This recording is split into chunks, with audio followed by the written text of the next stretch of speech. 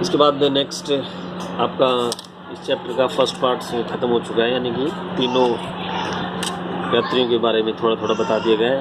अब second part में दोबारा से फिर शुरू से यात्रियों के बारे में बताया गया कि उन्होंने डिटेल में भारत के बारे में क्या कहा।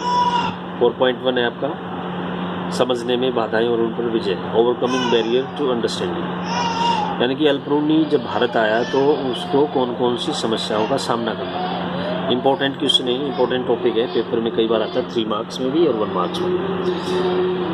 इसमें सिर्फ आपको 3 बातें समझनी है। अल्बरूनी जब भारत आया तो उसके सामने क्या समस्या है या उसको कौन सी समस्याओं का सामना करना पड़ा। पहली जो समस्या उसके सामने आई थी भाषा की।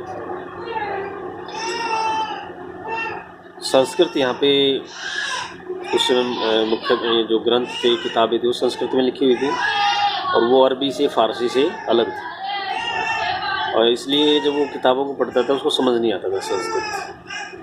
तो हालांकि कुछ थोड़ी बहुत जानता था, लेकिन फिर भी एक भाषा से दूसरी भाषा में ट्रांसलेट करना मुश्किल होता था। तो भाषा उसके सामने समस्या थी। दूसरी समस्या थी धार्मिक अवस्था। यहाँ भारत में अलग अलग धर्म थे, अलग अलग संप्रदाय थे, वो समझ नहीं पाता था कि भारत में कौन सा धर्म है, तो किस धर्म को मानने वाले लोग रहते हैं, तो प्रथाएँ अलग अलग थी। तीसरी जो समस्या थी यहाँ के लोगों का अभिमान। यहाँ की जब किसी से बात करने जाता था वो, तो उसको लगता था कि यहाँ के लोग अभिमानी हैं, ठीक से बात नहीं कर रहे। तो 3 समस्या: भाषा पहली बार, अवरोध barrier, first barrier language, second barrier religious, third barrier is the absorption अभिमान, रूड बिहेवियर कह सकते हो। चौथा पॉइंट इसमें आपको बताना है, अगर 3 नंबर में क्वेश्चन आता है तो 3 बातें ही लिखनी बस, ये एक्स्ट्रा इन्फॉर्मेशन है।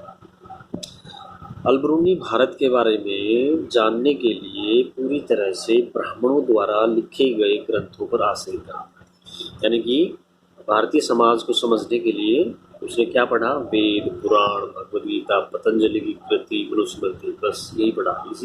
इसी को पढ़ करके वो भारत के बारे में जाना, जो भी कुछ जाना उसने लिखा। 4.2 एक्सरसाइज नंबर 6 है, इंपॉर्टेंट क्वेश्चन है, 8 नंबर में कई बार आता है, आपको ये समझना। पहला हेडिंग है इसका एक्सप्लेनेशन ऑफ कास्ट सिस्टम।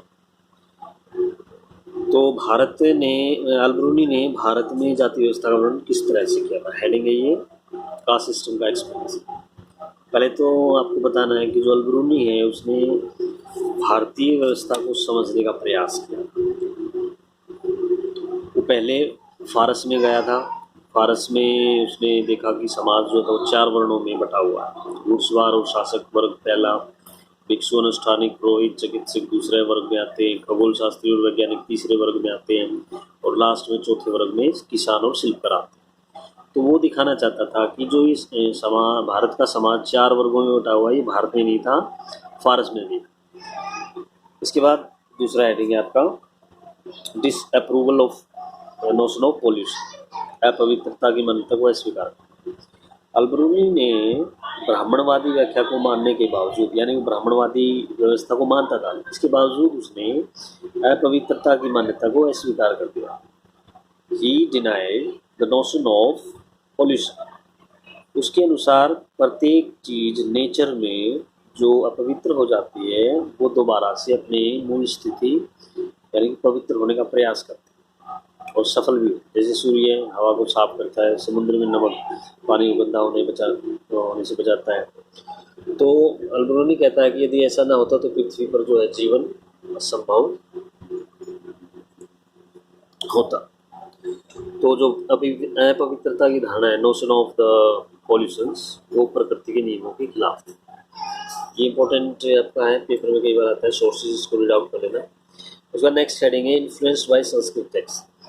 अल्बरूनी पर संस्कृत के ग्रंथों का प्रभाव ज़्यादा था, यानी कि जाति व्यवस्था के बारे में जो भी कुछ उसने लिखा वो संस्कृत के ग्रंथों से उसने जानकारी हासिल की थी।